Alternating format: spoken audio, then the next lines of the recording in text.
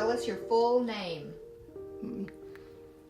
Virginia Lucille Frederick Adams. Yeah. Tell us when you were born. 1913. What day? I have no idea. Okay. Well, we've got April 8th. It's April 8th, yeah. Okay. And that you were born in Chicago? Right, on Evanston Avenue. So tell us about how small you were. A little over 3 pounds. Yeah, to live to be 102.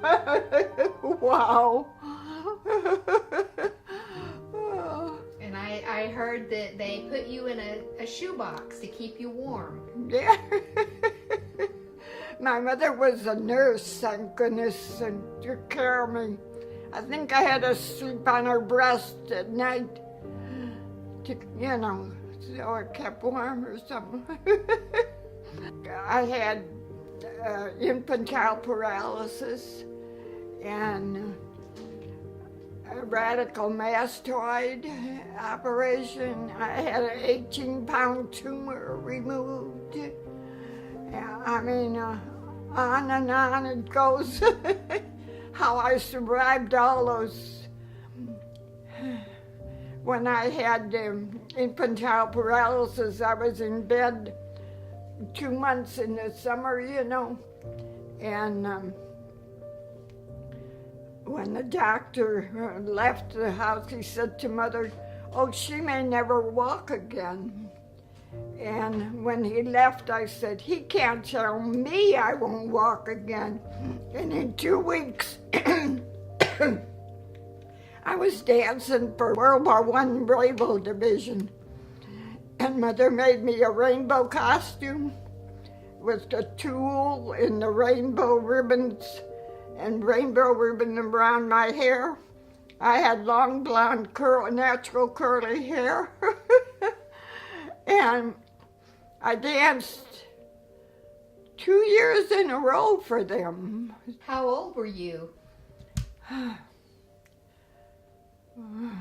5 or 6, I think. Yeah. Tell us how you met your husband.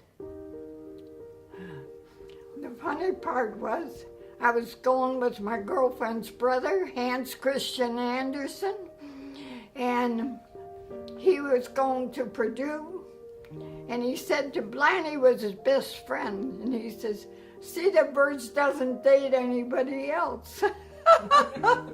He did. We went to Madison, Wisconsin, and when I got through all that, I thought, "Oh, I can't sit here in the winter time." I just said to Blaney, "Go out and see what the temperature is." And it was 48 below. And I said, "We're getting out of here." He said, "Would you like to move to Arkansas?" And I said, "You bet, it'd be warm down there." What was it like when you first moved here? Was it a really small town? Oh, yeah. You really enjoyed it. You knew everybody, too. We bought a little bungalow out somewhere with a real cute little house. When the kids were all going to different schools, I said to Blaney, "We'll have to move into town, not out here." So a fella came out to look at the house, and I worked at Penny's, J.C. Penny's. He was assistant manager, and Penny's was down in the square, then, and I thought, well, I'll have to go and try to see what about a job. So I got to the square and saw Penny's and walked to the door. And there was the assistant manager, and he says, "Oh, hi." He says, "Come on, I'll introduce you to the manager." They had a job open for the children's department. The woman was retiring, and then he needed somebody. And we were talking, and he said, "Virginia, where were you born?" I said, "Chicago." He said, "You're hired." I said, "Mr. Bowen, where were you born?" He said, "Nebraska." Now, I asked somebody, "Well, where are you from?" "Chicago." "Chicago, Chicago." Yeah, everybody'd say, "Arkansas." Who wants to go to Arkansas? And now everybody's here. Yeah, when they started Walmart, why, everybody came to Arkansas. I liked it better when it wasn't so busy. Can you talk a little bit about things you've done with Beta Sigma Phi? I've been in there 50 years. Oh, Lord. We used to go to conventions, and when Blaney and I would dance, why, they'd all stop and watch us. We danced so well together. But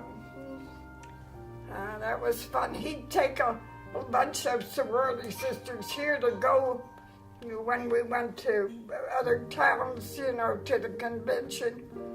And we had such a good time. Getting old. Yeah, I was thrilled that my mother lived to be 103. Yeah, was active till the day she passed away.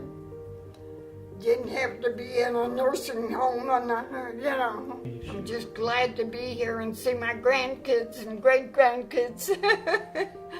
I can't believe it. I said, the money doesn't mean to me, but the goodness and the kindness and what you're doing does.